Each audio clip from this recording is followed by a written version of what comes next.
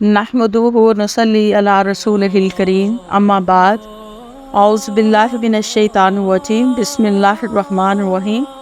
सूरह बकरा की आयत नंबर 259। औ कल्लज़ी मर्रा अला क़रियतिन वहिय खावियतुन अला अरूशिहा क़ाला अन्ना युहयी हाज़िहिल्लाहु बअदा मौतिहा फ़अमातहुल्लाहु मिआता आमिन सुम्मा बअसहु क़ाल कम लबिस्तु क़ाल लबिस्तु यौमन औ बाज़ा यौमिन क़ाल बल लबिस्तु मिआता आमिन फंजुर इला तआमिका व शराबिका लम यतसन्ना वंजुर इला हिमारिका वलनजअलका आयतन लिन्नास वंजुर इलल इज़ामि कैफ़ा नुनशिज़ुहा सुम्मा नक्सुहा लहमा फलम्मा तबय्यना लहु क़ाल अअलमु अन्नल्लाह अला कुल्लि शैइन क़दीर। फिर मिसाल के तौर पर उस शख्स को देखो जिसका गुज़र एक ऐसी बस्ती पर हुआ जो अपनी छतों पर ऊंधी गिरी पड़ी थी। उसने कहा, ये आबादी जो हलाक हो चुकी है उसे अल्लाह किस तरह दोबारा ज़िंदगी बख्शेगा। इस पर अल्लाह ने उसकी रूह कब्ज़ कर ली और वो 100 बरस तक पड़ा रहा। फिर अल्लाह ने उसे दोबारा ज़िंदगी बख्शी और उससे पूछा, बताओ कितनी मुद्दत पड़े रहे। उसने कहा, एक दिन या चंद घंटे रहा।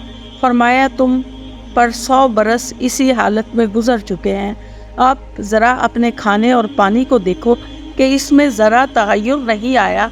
दूसरी तरफ ज़रा अपने गधे को भी देखो कि उसके का पिंजर तक वो सीधा हो रहा है।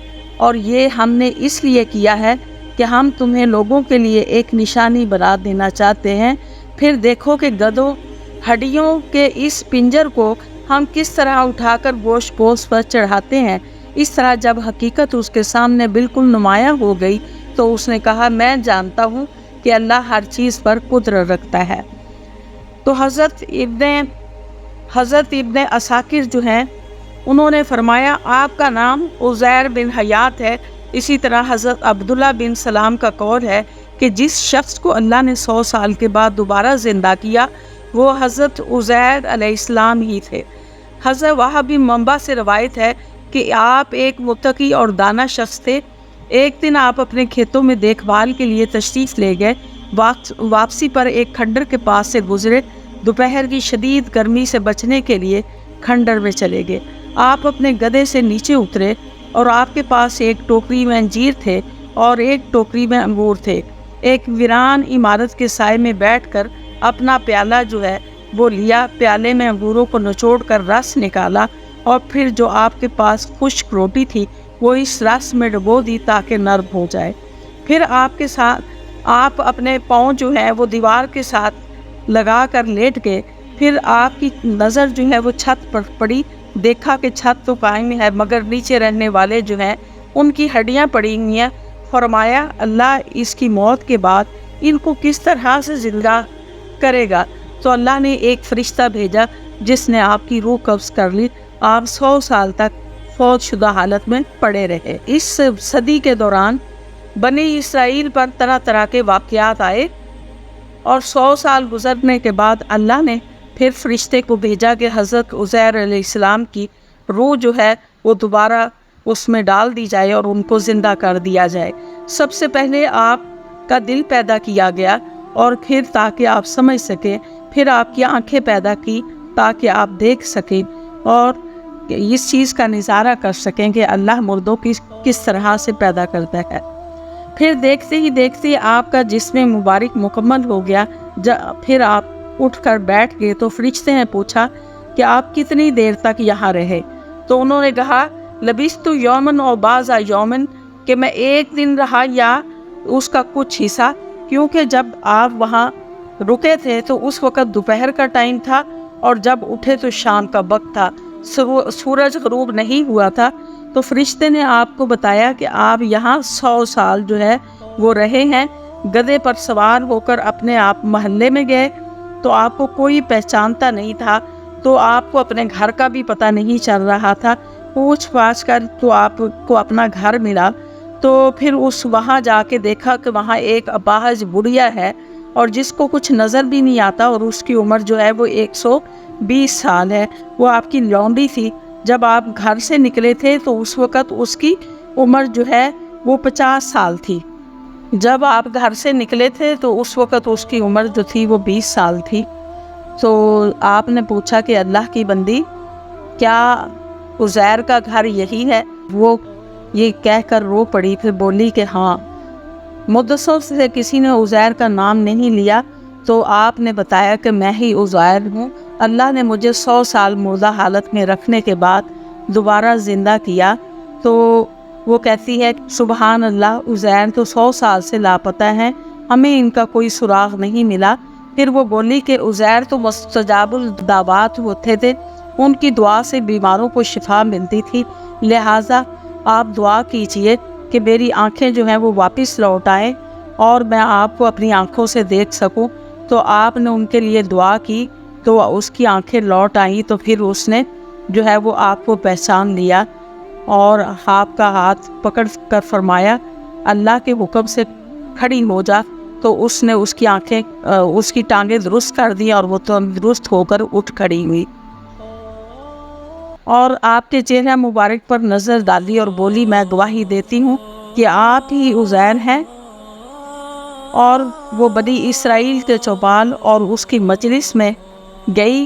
مجلس میں عزیر کا ایک بیٹا موجود تھا جو کہ 118 سال کا بوڑھا تھا، اور اسی طرح سے بہت سے ان کے پوتے جو موجود تھے جو کہ بوڑھے ہو چکے تھے۔ اس نے انہیں پکار کر کہا کہ یہ دیکھو عزیر تشریف لائے ہیں، اور ان سب کو کسی کو یقین نہیں آیا۔ تو اس نے کہا میں تمہاری فلاں لونڈی ہوں، عزیر کی دعا سے مجھے بصارت مل گئی ہے اور اس طرح میں قابل ہو گئی ہوں، چلنے پھرنے کے قابل ہو گئی ہوں۔ وہ فرماتے ہیں کہ اللہ نے ان کو 100 سال کے بعد جو ہے وہ دوبارہ زندہ کیا۔ تو لوگ اٹھ کر آپ کے پاس آئے اور دیکھنے لگے، اور آپ کے بیٹے نے کہا کہ ابا جان کے کندھوں کے درمیان ایک تل ہوا کرتا تھا۔ تو آپ نے اس کے بیٹے نے دیکھا تو آپ کے کندھوں کے درمیان وہ علامت جو تھی وہ موجود تھی۔ لوگوں نے کہا ہماری قوم میں عزیر کے سوا کسی کو تورات جو ہے وہ یاد نہیں تھی، تحریری نسخہ بخت نصر نے نظر آتش کر دیا ہے، اب کسی کے پاس جو ہے تورات کی اصل شکل جو ہے وہ موجود نہیں، لہٰذا آپ ہمیں دوبارہ تورات جو ہے وہ لکھ کر دیں۔ حضرت عزیر کے والد نے بخت نصر کے زمانے میں تورات کا ایک محفوظ مقام پر چھپا دی تھی، لیکن جب وہ وہاں سے لوگوں کو ساتھ لے کر گئے اور وہاں سے نکالی تو اس کے اوراق جو تھے وہ بوسیدہ ہو چکے تھے اور الفاظ مٹ چکے تھے۔ تو اس کے بعد جو ہے بنی اسرائیل آپ کے ارد گرد جمع ہو گئے اور آسمان سے 2 شہاب آئے اور آپ کے پیٹ میں گھس کے فوری طور پر آپ کو تورات جو ہے وہ یاد ہوگی، آپ نے نئے سرے سے لکھوا کر بنی اسرائیل کو دے دی، اور اس وجہ سے بنی اسرائیل جو ہیں وہ آپ کو اللہ کا بیٹا جو ہے وہ قرار دینے لگے۔ یہ واقعہ جو ہے عراق کے علاقے میں پیش آیا۔ تو حضرت ابن عباس فرماتے ہیں کہ اللہ کے فرمان وَلِنَجْعَلَكَ آیَةً لِلنَّاسِ، اور تاکہ ہم تجھے لوگوں کے لیے نشانی بنا دیں۔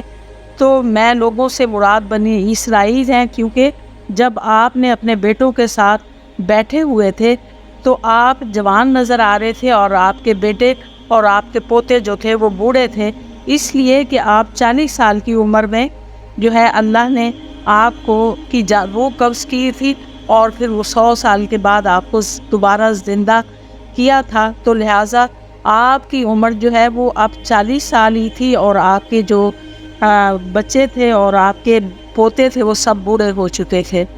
مشہور قول کے مطابق عزیر بنی اسرائیل کے نبی تھے، اور آپ کا زمانہ داؤد و سلیمان اور زکریا و یحییٰ علیہ السلام کے درمیان کا ہے، اور بنی اسرائیل میں تورات کا کوئی حافظ باقی نہ رہا تھا۔ تب اللہ نے آپ کو الہام کے ذریعے سے تورات سکھا دی تھی اور آپ نے حرف بارس لکھوا دی۔